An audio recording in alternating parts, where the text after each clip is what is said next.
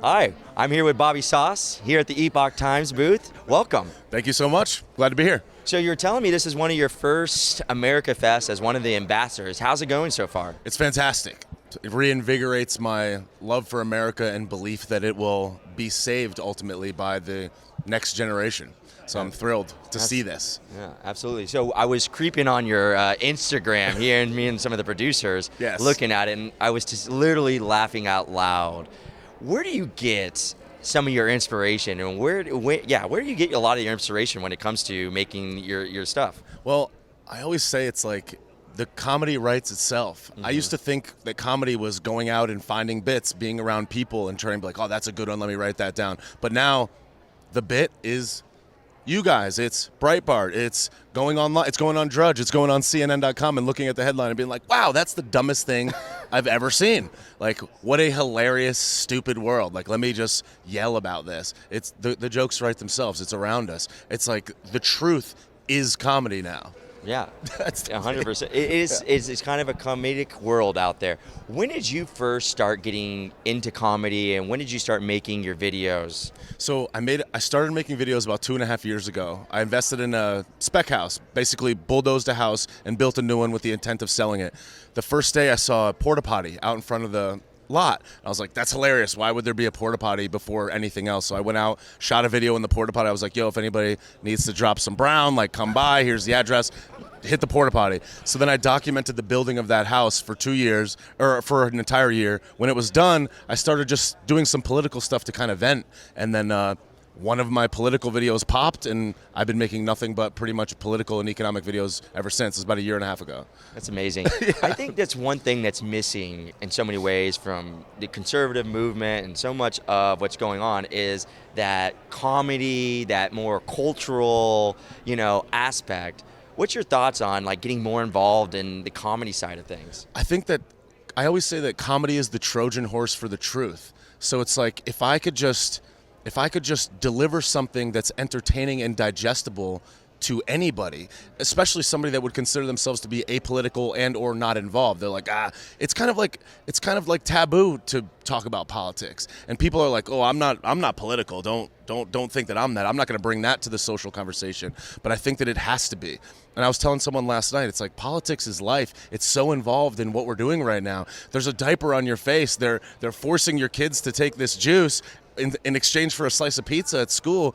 This is bad. And it's like, because we don't pay attention to politics, because we don't talk about it, it slows our ability to evolve. So we all have to do something, and we have to pick where we can thrive, and we have to press on that thing. This just so happens to be the way that I can distribute the truth. So I just leaned into it and was like, could this be a duty as well? Like, could this be my patriotic duty to distribute the truth in this way? Is this the thing that the market is telling me I have to do? So that's why I'm doing it. That's amazing. Yeah, no, it just seems like, there has not been, we've never tapped into, and you're right, I think it is comedy can open doors. I mean, if someone that has no political leanings were to go to your Instagram page, I truly think they would truly find you funny. Yes. And would kind of like, what is he talking about? And kind of open themselves to it a little Exactly. Yeah, it's like, because that's the thing is that I always tell people, it's like freedom is understanding yourself, your mind, the world around you, your finances, figuring out how to protect yourself for the long term. And in order to be free, in order to understand money, you have to understand the economy. You have to understand politics. Politics affects the economy. It's all intertwined. So it's like you become one with yourself. You become one with the social circle around you. You understand economics. You understand the government. Now you can be free forever. If you can understand how all these things work and how they're intertwined, you can be free. So it's like if I can deliver a little tidbit that gets you to do more research, then the world will be a better place. And I always say that conversations are what make human beings evolve. It's like the more we can talk about it, the more it can be something that we can discuss and share with one another, the better. So if you can send a little tidbit of my video or share it up to your story on Instagram or whatever with no commentary, and someone else sees it, they're like, this guy's based a little bit. Like maybe we can start a conversation now. And it's not just like, the left is doing this. It's not so stuffy as you would usually think it would be. It's funny, and it's like, oh, I don't know, I just thought it was funny. So it's a great way to keep the conversation going. And I think it's a good way to bring people together too. I think that so much of politics is so about dividing and about such hateful. A lot of it's just like a lot of hateful rhetoric. I think comedy is a good way in general just to bring people together. Yes, and it's like the other thing too is like I always loved like the Comedy Central roasts, and it's like if you're good with yourself, then a roast is just like a hilarious thing. It's like you have to be really like mentally strong to do that. It's like they burn you, you burn them, and at the end of it, it's like you get a lot of really good content, you get a lot of good discussion, and like good things happen as a result. It's like we need to stop being so like fragile. So it's like if these people do crazy stuff, I'm gonna call them out on it. And I'm not being hateful. I'm not like, you need to go and do this. I'm just like, that's super dumb. Like, I wish you would not do that because that's dumb. And it's hurting people as well. So it's like, it's a light roast. It's not hatred, but it's like, you should do that to me too. It's like, that's what it's all about. It's like out of love too. And it's like, you do a really good job. And I really like, you kind of just like look at things like, yeah, that's my game. Exactly. You can just nail it. I love it. Thanks, man. What's your thoughts on a lot of comedy has become very politically correct? There's a lot of like the Dave Chappelle stuff. I mean, he really got hammered for that. I mean, universities are just, I guess they hate fun. I don't know what the deal is on universities now. But what's going on? Why is there such a kind of, it seems like an attack on comedians in comedy?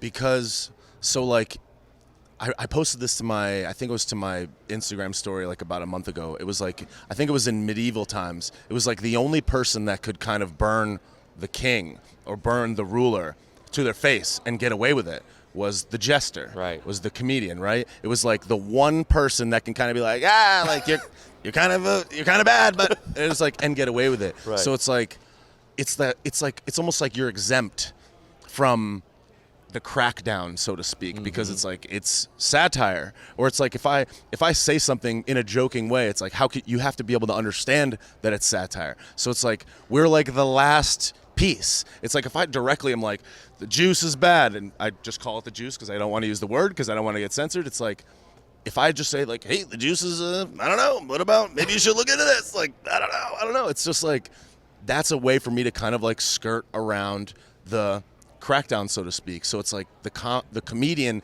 is kind of the last person that can directly deliver you the truth and not be a CNN headline. And now they are. And now they're just like, oh, Dave Chappelle is blank. It's like you're gonna ruin comedy. You're gonna ruin the last piece. And I'm not a traditional stand-up comedian like most people are, like the stand-up comedians are. So I'm not entrenched in that world, but I understand that like that is extremely important to preserve. Have you been attacked on have you been any trolls or any attacks from the videos you produced? Certainly. However, I've been ridiculously surprised and overwhelmed by how much positivity there has been. I thought I was going to get zapped like right from the start. I was just like, everybody is going to be hating on me.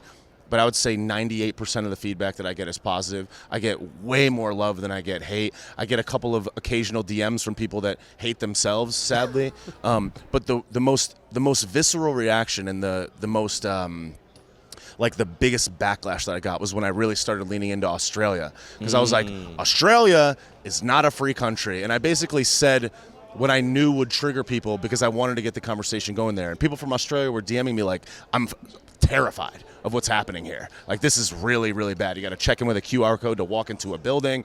Like, they're restricting your ability to move over state lines.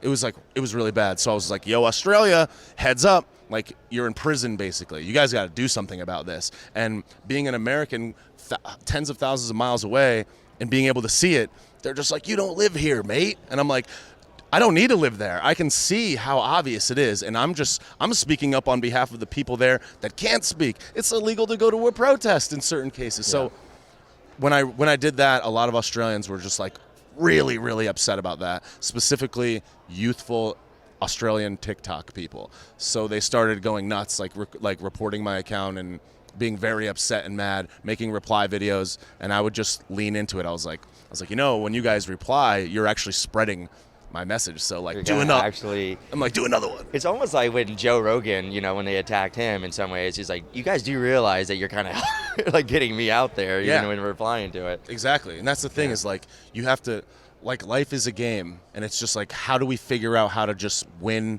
in it. And it's like, it's not scripted, it changes, it evolves all the time. It's just like, I gotta figure out how to navigate through and accomplish my objectives. And in this particular case, I was like, all right, I'm willing to take the arrows in Australia because quite frankly, I'm not walking down the street there and someone's not going to bash me in the back of the head.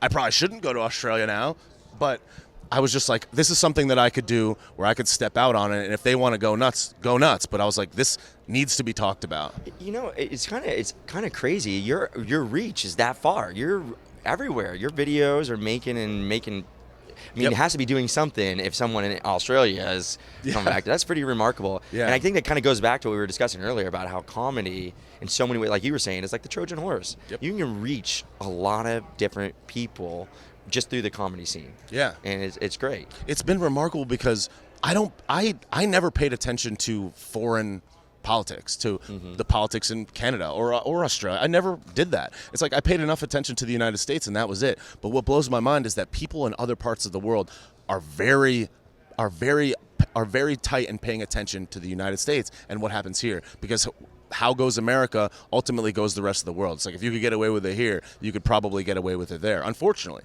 But what that means is that we have to be the leader. It's like not only do our leaders have to lead, but we as individuals have to lead. And I've been surprised that I've gotten love from all over the world. I've shipped merch orders to the UK, to South America, to Australia, and all over the place. The Netherlands, Holland. Wow. And I'm just like, this is incredible because they understand that the leadership here in certain aspects doesn't do what we need them to do. So it's just like the everyday citizens, the Americans, it's like, lead us. Yeah. And you either lead or you will be led. So I'm just like, all right, how can I lead in my own silo? And I've just been trying to do that. And I think that all of us should be doing that. 100%. Have you always been engaged in politics, or is this something kind of more recent, or have you always just been kind of involved in it?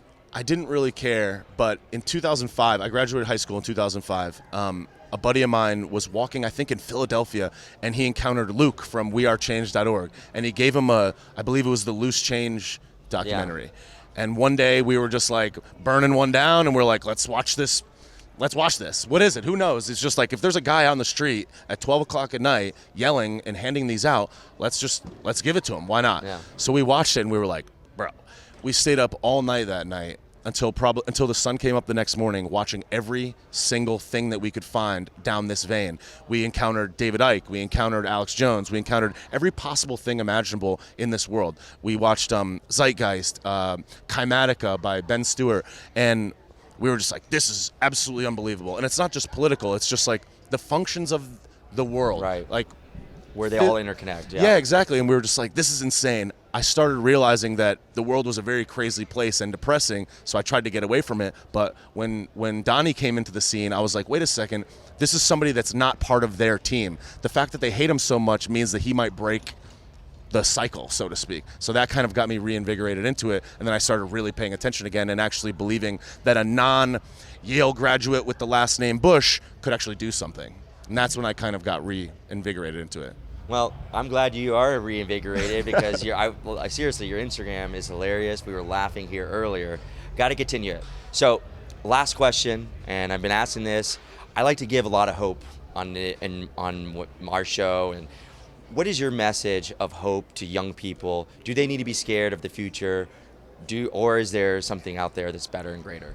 I think that a small group of like-minded individuals has been the only thing that has ever changed the world. And everything, including this publication, including you sitting right here, began first with a thought, maybe in the shower. It was like, you know what, I should do this. And here we are, all these months or years later, and all of these great things are occurring.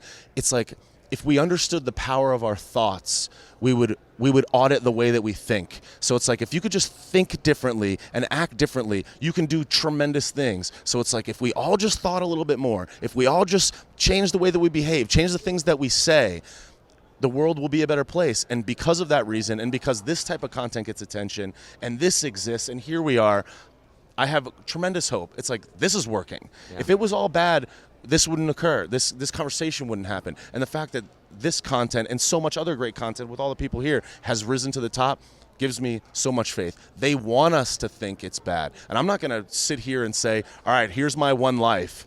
It's beat. Like, they got it from whatever, because they can't control this. They can control the things around us for now, but they can't control this. So if we can just get a better hand of that, we're all going to be good. And really, it is pretty great. Even though it's bad and I'm like, the world is trash, it's really great. We're here. Like, we woke up and saw another day. So it's great, and it's going to be great. And as long as we believe that, the good always wins.